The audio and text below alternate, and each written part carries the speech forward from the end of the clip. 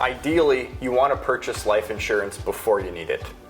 Welcome back to the Legacy Builder Podcast. I'm your host, Jared Holt. Today we have with us Ben Bernard, the Insurance Planning Director at Ascent. Good morning. Hey, good morning. How are you? Doing good, yourself? Good. Great to be here. Great to be here. So, the Legacy Builder Podcast, it's a podcast designed to talk about all things related to business, transition planning, and we oftentimes get into many different subjects. And today we're going to be talking about one that sometimes gets overlooked, and that's life insurance planning in a business setting.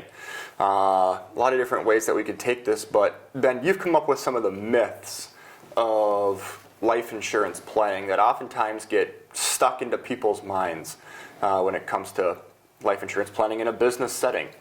What are some of those myths here? I mean, what's the number one that you often hear? Because you work with clients on this stuff every single day in insurance. What's one of the biggest myths that you come across? I mean, I would say the biggest myth that clients have is just that they simply don't need it. Maybe they've got other assets, or they just don't need to have a policy. Where a lot of times, having a policy, can be a sound piece to that financial plan for that business and whatnot. And typically, I guess the myth that goes along with that is the pure cost. They overestimate the cost of a policy. So again, really having a plan to cover that untimely death, really doesn't come at a very steep cost. If the client does this planning when they're young, healthy, we can typically find a policy or a solution to cover that need, at a very cost-effective rate and whatnot. And that's one of the advantages of working with us here at Ascent is,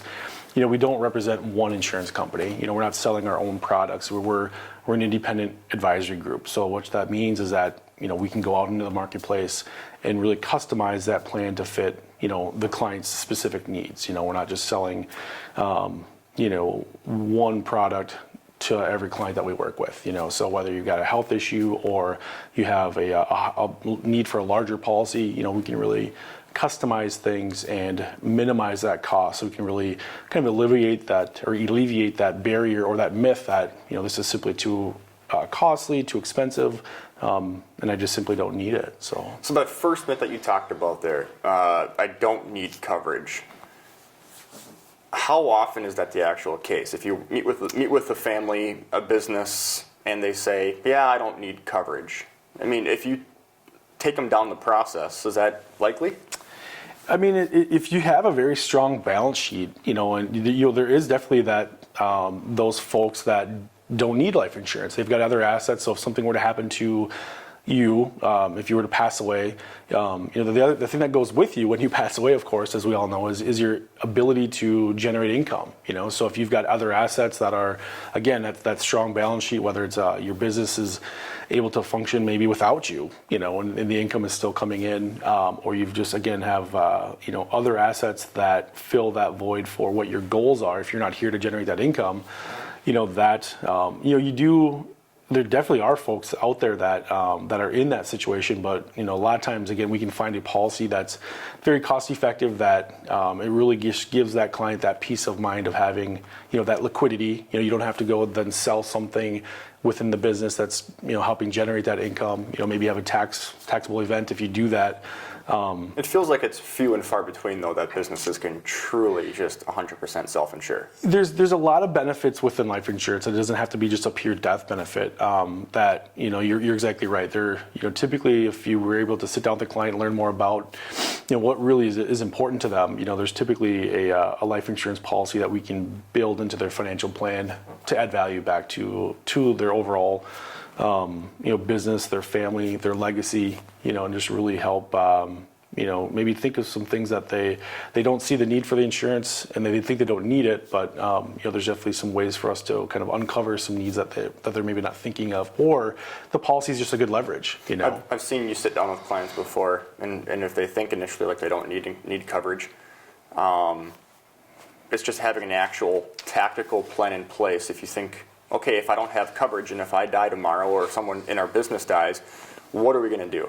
How does this work? And if you actually walk through it from a tactical perspective, step by step, oftentimes people find that there would be some interruption or some heartache per se somewhere in the setting. Yeah, I mean, it's hard to believe that there wouldn't be some kind of, heartburn from, losing a business partner or losing a family member, right? So there's definitely, as we kind of go through the process that we lay out, we really kind of look to see, what would happen today if, if your business partner was gone or your spouse was gone and their ability to earn income, so, there's, most people, most businesses, most farming operations would be, impacted sometimes significantly by that untimely death. And you mentioned another one in here. You said people think that it's expensive, that life insurance is expensive. It seems that the cost of coverage for most people can be pretty affordable if they're looking at the right policy.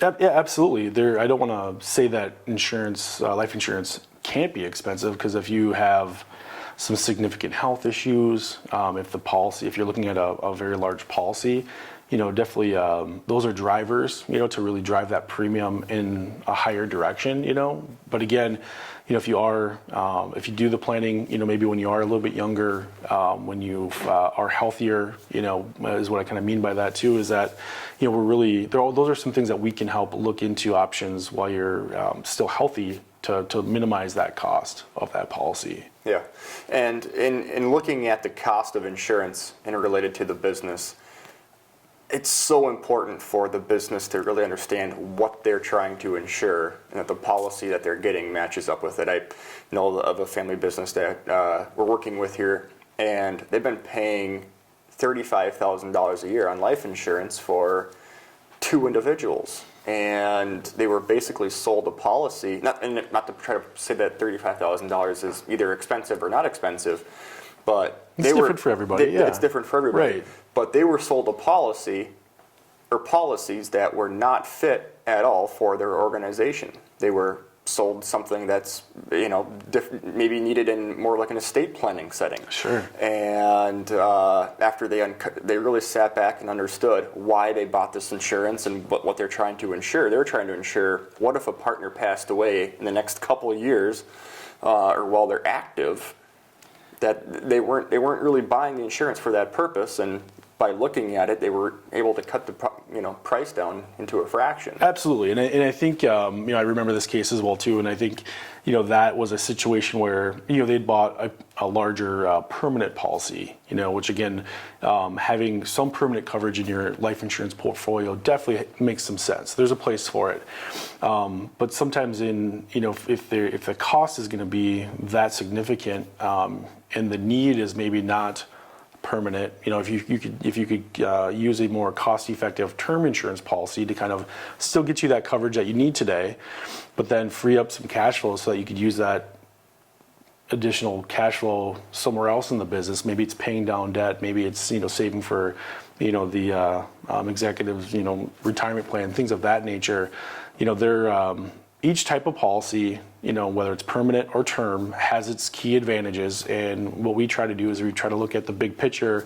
And a lot of times we get the question, you've heard it too, which one's better, term versus permanent? And the reality that we kind of come to in a lot of our conversations is that it's typically a blend of the two. We need to have a policy for when we die, right? We're all going to die. That's just part of life, right? So having a permanent policy that's going to be here for us for the long run is important to cover those needs, but also, for younger, for businesses is growing, if we have some needs for, a larger policy, but it's for the business is kind of up and running or got a young family at home, layering in a term insurance policy and taking some advantage of the lower cost of those term policies, and again, finding that blend of the two that's a good fit, that's a lot of times that's where, we can really customize that plan to meet the needs for today, but then also for down the road, and not make this be a huge investment that,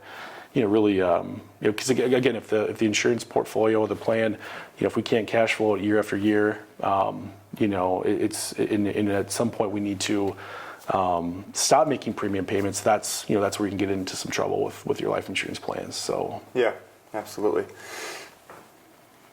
Another myth here that I wrote down that you shared with me before was that oftentimes people think if they've had a health condition or health issue, they can't get insurance. Or if they've been denied by one company, that they can't get life insurance in general.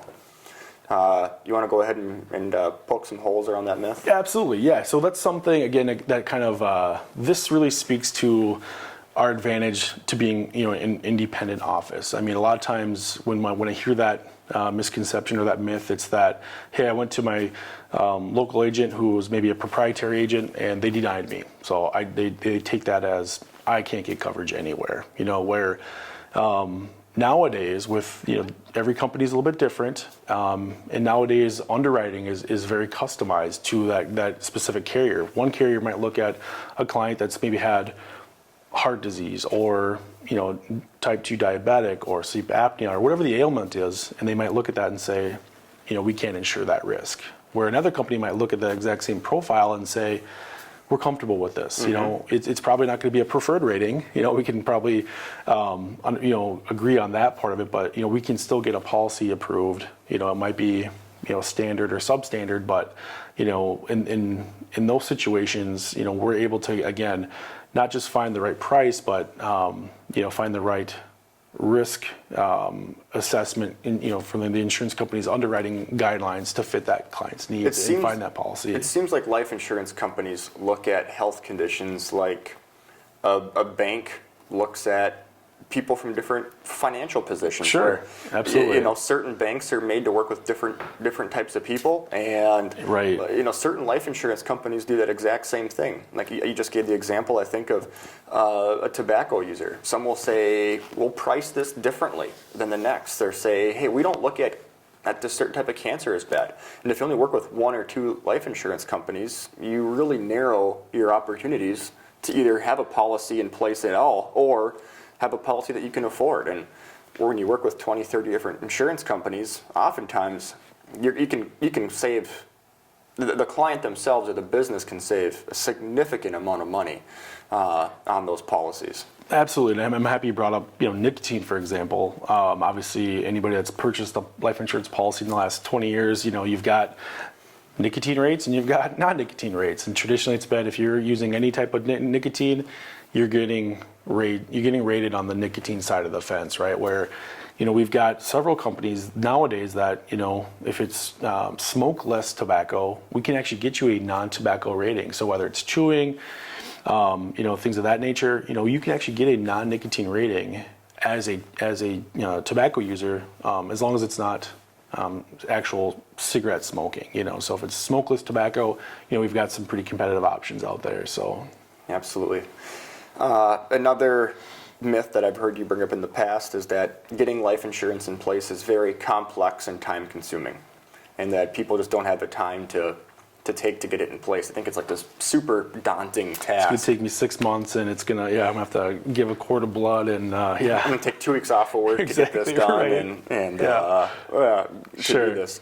Talk about the process. Yeah, so the process can be, it's very streamlined these days. Traditionally, application, to getting a policy done could take, 90, 120 days. It could take months to get this done, where the insurance companies that we work with, a lot of them have accelerated underwriting programs. And essentially what that means is that they've really streamlined the process. So, we can do the application, in person, or we can do it online or over the phone. A lot of times insurance companies could review that and get you an approval that same week. Mm-hmm. They might request a phone interview, or they might want to pull medical records, but the traditional process of application, having to do an exam, pulling medical records, and then shopping things around, we still can go down that process if we need to. If that's what we need to do to get the client the best option, we can definitely go that route. But if a client is in average or better health, really streamlining the process through the accelerated underwriting programs that are available out there has been a really good niche for us here at Ascent. And another myth here to touch on is sometimes clients will think, or business owners will think, well, instead of buying life insurance, I could take my money and I could put it away and I'll save up money in case we need it. Sure. How often has that ever actually worked out? Honestly, if you know you have a 30, 40 year timeline that you can actually let that asset grow, it's the buy term and invest the rest, or just I'm just going to invest the rest kind of strategy. And sometimes it does work out, So if you know that you're not going to have that. If you know you're not going to die. If you know you're not going to die, Yep. right? And If you know you're going to get that 8 to 10%, somewhere else. Sure. I mean, that's definitely a risk that some individuals, some businesses are comfortable taking. But again, for what a low cost insurance policy could, can cost, to just leverage some of that risk, put it on the insurance company. You've got your, again, 20, 10 or 25-year term policy. That is definitely a sound piece to a financial plan and whatnot. And again, it's kind of a blend of the two, right? You don't need to go buy a huge permanent policy, because you can buy that term policy, and then the rest, again, you can still fund your Roth IRA. Mm-hmm. Put that into your 401k, get that match, from your employer, whatever the case may be. So, again, our approach at Ascent is there's always it's typically a blend of the two strategies. It's never just this is the one way to do it, or this is the route to go. I mean, it's typically learn more about our client, find out what's important to them, what tools are available, and then it's you're really customizing that plan to kind of fit their needs and whatnot. So, I have a myth that I want to share here and bring up. But working with a client recently, talking with them, and I asked the question. We were working on their buy-sell agreement for the business, and going through some of the economics and the scenarios of someone passed away, if there was a disability, what if someone left the business? Sure. And these business partners said, well, if one of us passes away, we'll take care of the other family. We'll take care of them. We know we will. And I said, absolutely, you guys been in business together a long time, your family, you'd want to do that. You absolutely. Bet. It's the right thing, right? It's the right thing to do. I said, so let's walk through that. If you guys have each been drawing money out of the business, $60,000, $70,000 a year, if all of a sudden your business partner passes away, now they have a family that your business partner left behind. Mm-hmm. How long are you going to be able to keep paying? They've got needs. They've got $60,000, $70,000 a year just to help take care of them and keep them going while hiring their replacement. And how is your business set up for that? Don't forget about that, right?